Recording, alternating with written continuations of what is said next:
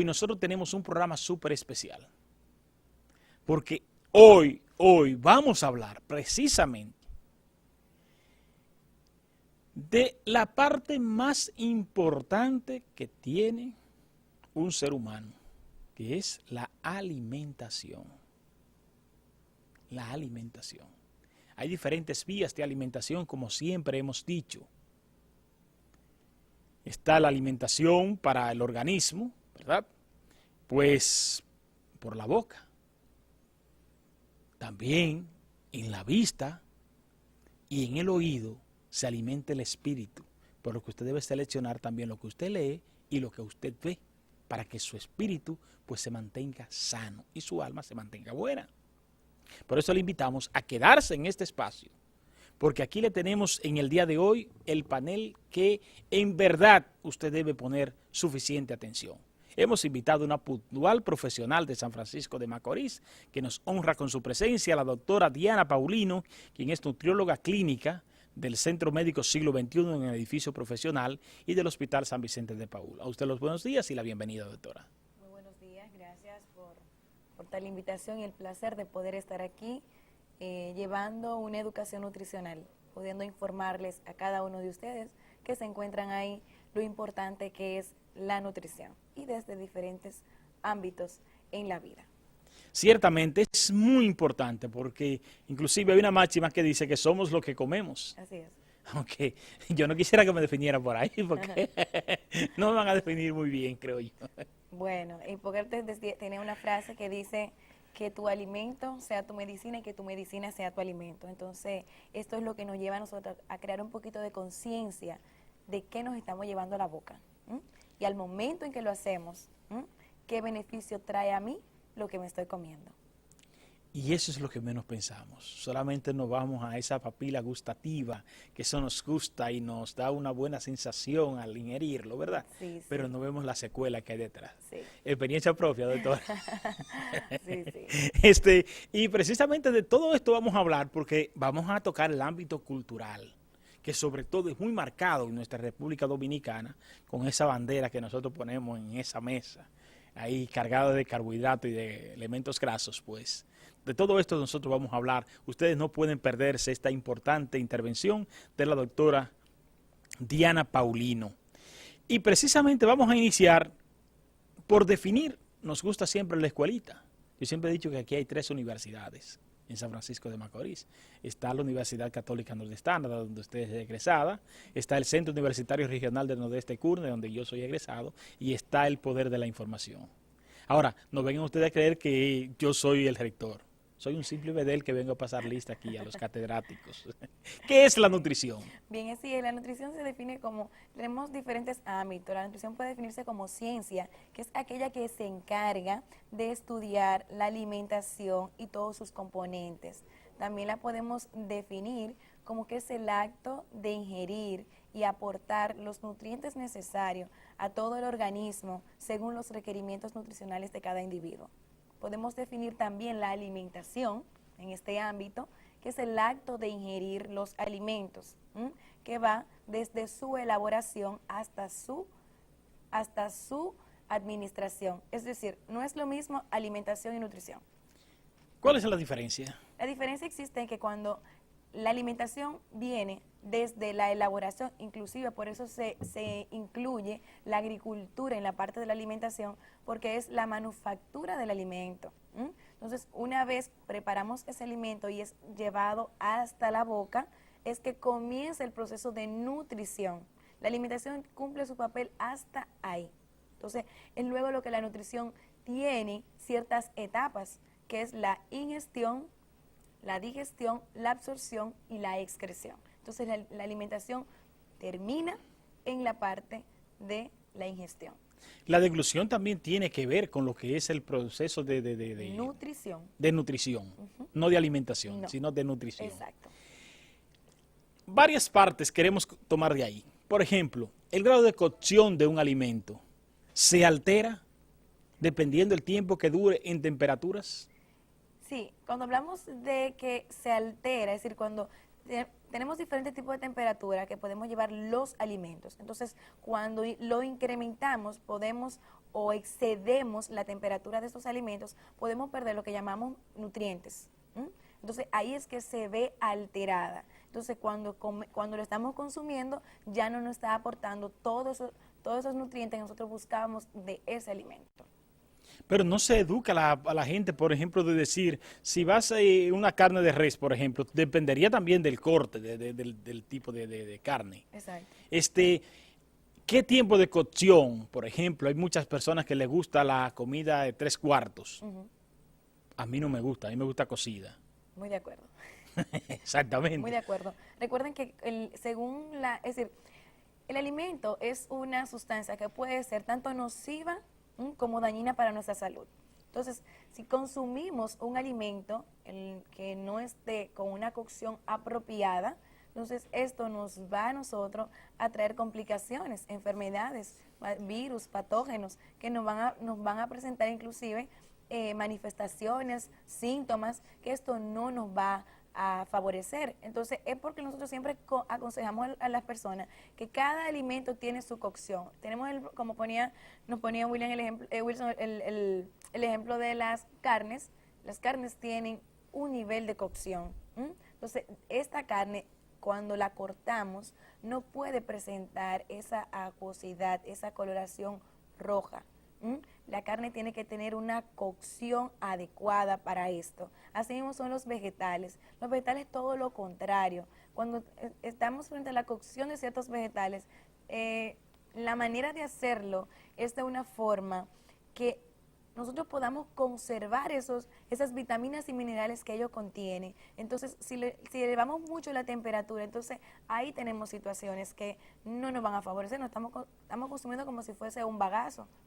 No estamos consumiendo las propiedades que contienen. Entonces, estos vegetales no pueden ser elevados a altas temperaturas. Y por lo que que uno lo que quiere es que se eleven a no más de 30 grados. Es decir, incluso el tiempo de cocción es mínimo. Y por eso vemos también inclusive los pescados y mariscos. Esto tampoco se le pueden exceder la cocción. Entonces, una parte muy importante es la manera de cocer los alimentos.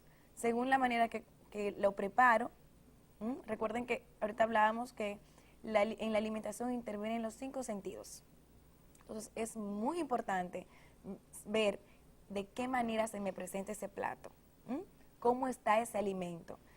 Si recordamos, cuando vemos un alimento que tiene esos vegetales principalmente que tienen un color radiante, bonito, esto nos llama más a la atención y es muy importante esto.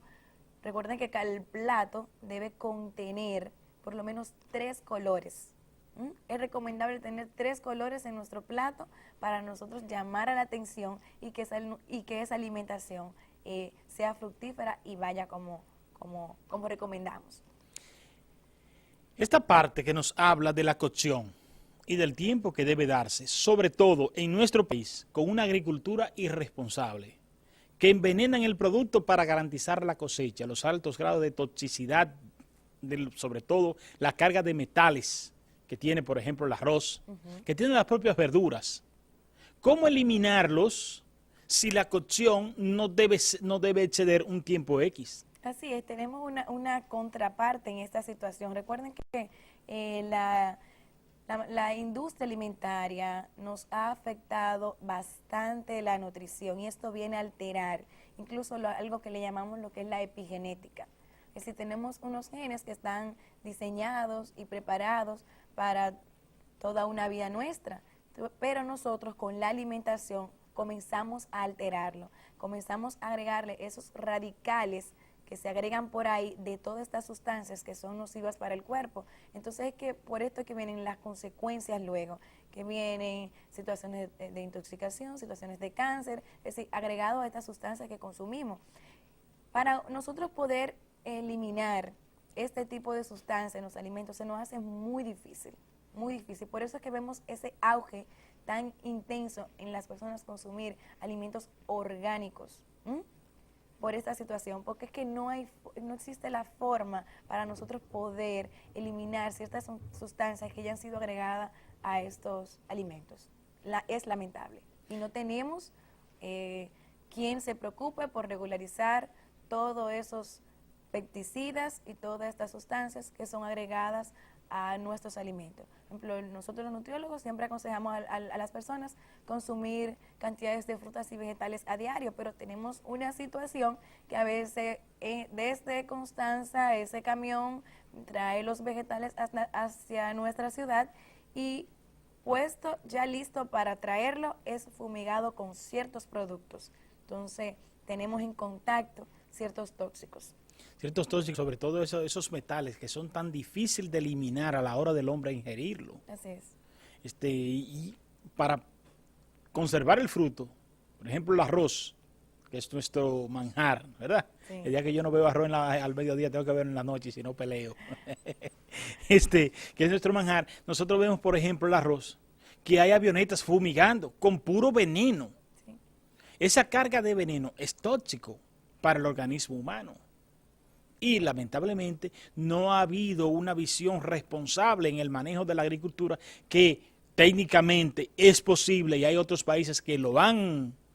Sí, es muy importante destacar en esta parte y hablar con la verdad de que existen invernaderos, ¿verdad?, que cultivan ciertos vegetales y cuando vamos a exportar cierto producto que se fabrica aquí, es decir, cuando va a llegar a otros países, si no cumple con los requerimientos, no lo reciben. Entonces, ¿por qué tenemos que comerlo nosotros con cierta sustancia? Y cuando lo vamos a enviar, enviamos lo mejor. Lo mejor que se cultiva aquí es enviado a otros países. Entonces, aquí nos comemos lo peor. Entonces, es cuestión de que no tenemos quien regule esta parte. Ese es uno de los peores problemas que nosotros tenemos, ese régimen de consecuencias que aquí no lo hay. Lo que no se puede exportar significa que no cumple con los estándares. Y si no cumple con los estándares, entonces, ¿por qué viene a colocarse en el mercado? ¿Qué es lo que está pasando aquí? Aquí está pasando eso, por ejemplo, con la habichuela negra. Ahora mismo. Esa habichuela negra está saliendo como una bala. No se ablanda. Esa habichuela negra estaba lista para la exportación a los mercados internacionales, sobre todo a Venezuela. Y al no cumplir los requerimientos, entonces se coge y se abastece mediante agricultura, nuestro Ministerio de Estado, se abastece el mercado dominicano. Y esas alteraciones genéticas que tiene esas habichuelas pueden desfavorecer la salud de quien la ingiere y usted lo está permitiendo. Porque los controles fitosanitarios están muy mal en el país, muy mal. Sí, inclusive veíamos en ocasiones anteriores cómo Proconsumidor intentó iniciar, pero sabemos que esto es algo que viene desde muy arriba, que es difícil poder controlar. Recordemos los casos de la regularización del etiquetado nutricional en ciertos productos que se vieron incautados, Proconsumidor cuando lo encontraba, porque es decir, el etiquetado, tenemos leyes que hay que cumplir y es la información nutricional que te brinda un producto, tiene que ser en español, tenemos que tenerla ambas. Entonces, esos productos que son, que vienen desde otro país, tienen que ser traducidos. Cuando Proconsumidor encontraba este tipo de producto que no estaba así, eran retenidos. Entonces, eso comenzó, pero ya luego se detuvo. Es decir, a veces iniciamos los proyectos, pero la falta de continuidad es lo que hace que las personas volvamos a caer en lo mismo. Bueno, vimos la situación cuando en programas, cuando Nuria hablaba sobre la leche en polvo, los estudios que se realizaron y todas esas situaciones que se vieron, qué tan contaminante era esta leche para la población en la manera que se vendía. Y sabemos que la leche, quienes más la consumen son los niños. Entonces, bueno, pues vino una ley donde esta leche no se podía comercializar. Esta leche, así en presentaciones de saco, que la gente comenzaba, los comerciantes la detallaban en libras, viene para aquellas industrias que elaboran dulces, aquellas industrias grandes. Entonces, como tenía un precio cómodo y accesible, los comerciantes comenzaron a vender este producto. Entonces, pero ya esto comenzó a regularizarse, pero ya eso sigue a la venta. Sí, igual, porque lo hacen así, porque con un costal que es como se llama el empaque, con ese costal tiene una producción X. Porque a la hora de abrir el saco, el costal, pues el producto se va a alterar, se va a contaminar, porque es un producto muy ligero. Y aquí se usa el expendio. Lo que pasa es que siempre nos vamos a la parte terminal y se nos olvida que tenemos una debilidad medular desde el propio Estado, donde se originan las cosas, que ahí no está nuestra debilidad, en industria y comercio. Entonces, ¿cómo es posible que Proconsumidor quiera venir a gestar una acción a nivel del supermercado, que es la rama, cuando está obviando iniciarlo por industria y comercio, que ahí es donde se originan los males del abastecimiento del país? Exactamente. Pero usted hablaba de alimentos orgánicos. ¿Está desarrollado en el país los alimentos orgánicos? ¿Cómo podemos definirlo? Bueno, un alimento orgánico es aquel al que no ha sido alterado ni la parte genética de la elaboración del crecimiento y desarrollo del mismo, ni agregar ciertos pesticidas, ni ninguna sustancia química. Pero ¿qué sucede? El tanto auge de hoy en día, las personas buscar este tipo de alimento, hace que el comerciante o quien desee vender, busque cómo engañar al consumidor. Entonces, una vez empaca este producto, ya deja de ser orgánico. Que tenemos que tener muy en cuenta esto. Orgánico es aquello que puede ser cultivado desde un vivero en nuestra casa, nosotros mismos mojándolo, cultivándolo, ya tenemos un producto orgánico en nuestra mano. Pero una vez, a veces en los supermercados tenemos ciertas góndolas donde nos informan que esto es orgánico. Una vez de ser empacado, para estar ahí y no llegar a la destrucción del mismo, debió agregársele un conservante. Entonces ya deja de ser orgánico y tenemos que tener mucho cuidado con eso. Anteriormente sí teníamos muchísimos productos orgánicos.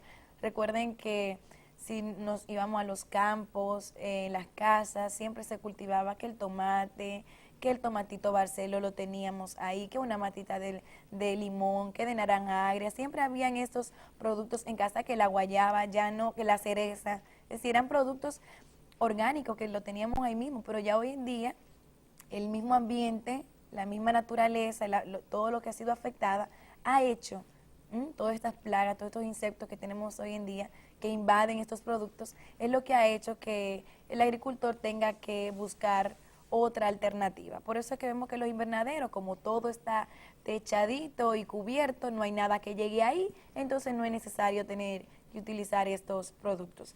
Sobre todo, por ejemplo, en la línea noroeste usan mucho lo que son las bolsas para el cultivo de los guineos, de los bananos, en la exportación, y lo protegen mediante una bolsa y ahí no tienen que envenenar el producto, sino que el producto sube de forma totalmente natural. Hablando de nutrición, ya para entrar en la parte de lo que es el desarrollo, hablamos de la nutrición y el metabolismo. ¿Cómo asimila el organismo lo que ingiere? Es así. Cuando llamamos metabolismo, es una acción que el cuerpo realiza de una manera muy pequeñita. Es decir, esto es algo que es un cambio que se da a nivel intracelular. Esto es algo que nosotros no lo vemos. Inclusive el nutriólogo que vaya a determinar cómo está tu metabolismo, no. Esto es algo que no se puede ver. Podemos medir, pero verlo no se puede porque es algo que se da intracelular.